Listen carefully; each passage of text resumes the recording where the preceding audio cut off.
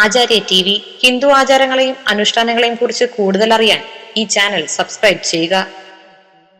നമസ്കാരം. ജീവിത പ്രാരാബ്ദങ്ങളാണ് അധികം ആൾക്കാരെയും ഈശ്വര ചിന്തയിലേക്ക് നയിക്കുന്നത്. വിഷമതകൾക്കും ഭഗവാൻ ഒരു പരിഹാര മാർഗം തരും എന്ന് തന്നെയാണ് എല്ലാവരുടെയും വിശ്വാസം. ആ വിശ്വാസത്തോടെ എല്ലാവരും ഉത്തമ വിശ്വാസത്തോടെ എല്ലാവരും ഒരു ജ്യോത്സ്യനെ കണ്ട വഴിപാടുകൾ നടത്തി പരിഹാര പൂജകളൊക്കെ ചെയ്ത് ദുരിത നിവൃത്തിക്കായിട്ട് പരിശ്രമിക്കും. എന്നാൽ ചിലപ്പോഴൊക്കെ ഉചിതമായ തീരുമാനങ്ങൾ എടുത്ത് പരിഹാരം എപ്പോഴും ലഭിക്കാറില്ല. ചിലവർക്ക് ഉചിതമായൊരു പരിഹാരം, എല്ലാവരും പറയും പരിഹാരമൊക്കെ ചെയ്ത് കുറെ പണം മുടക്കിയിട്ടും ഒരു ശാശ്വതമായ ഒരു ഗുണവും കിട്ടുന്നില്ല.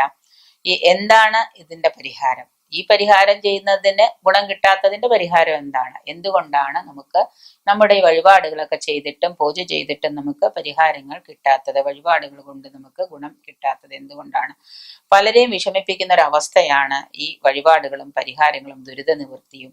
പണം നൽകി പരിഹരിക്കാമെന്ന ചിന്തയാണ് ദുരിത നിവൃത്തിക്ക് പ്രധാന കാരണം പണം നൽകി ദുരിതം മാറും എന്ന് കരുതിയിരിക്കുകയല്ല നിങ്ങൾ ചെയ്യേണ്ടത്. പണം കൊടുത്ത് നമ്മൾ ദുരിത നിവാരണം ചെയ്തു കഴിഞ്ഞാൽ തന്നെ അതിന് ചെയ്യുന്ന പൂജാ പരിഹാരങ്ങൾക്ക് 10 മടങ്ങ് ഫലം തരുന്നവയാണ് നാം സ്വയം ചിന്തിക്കുകയും പ്രവർത്തിക്കുകയും ജപിക്കുകയും ചെയ്യുന്ന അർച്ചനകള്, ദേവാർപ്പിതമായ വഴിപാടുകള്.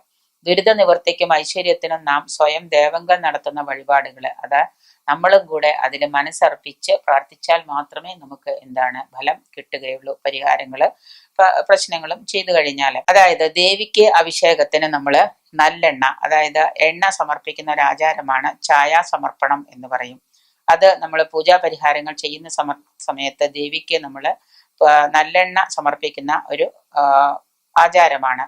അത് ചില ദുരിത പരിഹാരങ്ങൾക്ക് നമ്മൾ ചെയ്യുന്നതാണ്. അതായത് നമ്മുടെ മുഖം പ്രതിബിംബിച്ച് നല്ലെണ്ണ അഭിഷേകത്തിനായിട്ട് നൽകുക. നമ്മുടെ ദുരിതങ്ങളെല്ലാം ഭഗവാനിൽ സമർപ്പിക്കുന്നു എന്ന് വിചാരിച്ച് ഛായാസമർപ്പണം, നമ്മുടെ മുഖം എണ്ണ ഒഴിച്ച പാത്രത്തിലേക്ക് നമ്മുടെ മുഖം നോക്കി അത് സമർപ്പിച്ച് എണ്ണ അതിലേക്ക് സമർപ്പിക്കാം. അങ്ങനെ ഇഷ്ടദേവങ്കൽ അല്ലെങ്കിൽ ദേവിയില് ഛായാസമർപ്പണം 7 ദിവസം നടത്തിയാല് ദുരിത നിവൃത്തിയും രോഗനിവൃത്തിയും ഫലം എന്നാണ് പറയപ്പെടുന്നത്. രാവിലെ നിർമാല്യ സമയത്ത് ക്ഷേത്രത്തിലെത്തിയോ അല്ലെങ്കിൽ ഏതെങ്കിലും ആചാര്യനെ കൊണ്ടോ നമ്മൾ ഈ വഴിപാടുകൾ നടത്തേണ്ടതാണ്. കിഴിപ്പണം കൊടുക്കുക എന്ന് പറയും. അതായത് നാണയത്തൊട്ടുകള് കുറച്ച് പണം എടുത്തിട്ട് കിഴിയിൽ കെട്ടി, എണ്ണാതെ ഒരു പിടി പണം എടുത്തിട്ട് എണ്ണയിൽ തലയ്ക്കൊഴിഞ്ഞ് ചെറിയൊരു കിഴി കെട്ടി നമ്മൾ ഇഷ്ടദേവന്റെയോ അല്ലെങ്കിൽ ദേവിയുടെയോ നടക്കൽ സമർപ്പിക്കുക. ധനപ്രാപ്തിക്കും ജോലി ലഭിക്കാനും ഈ കിഴിപ്പണം സമർപ്പിക്കുന്നത് വളരെ ഉചിതമാണ്, ഉത്തമമാണ്.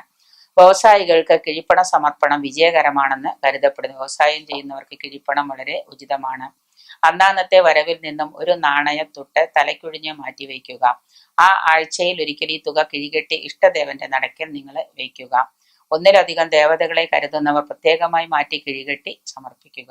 തൊഴിൽ സംബന്ധമായും അഭിചാര ദോഷങ്ങളും ശത്രുദോഷങ്ങളും ഒക്കെ മാറാൻ വേണ്ടി പരിഹാരം ചെയ്യുന്നതിനോടൊപ്പം നമ്മൾ നിർദ്ദേശിക്കുന്നതുമാണ് കിഴിപ്പണം മഹാവിഷ്ണുവിന് സമർപ്പിക്കാൻ ഞങ്ങൾ നിർദ്ദേശിക്കാറുമുണ്ട്.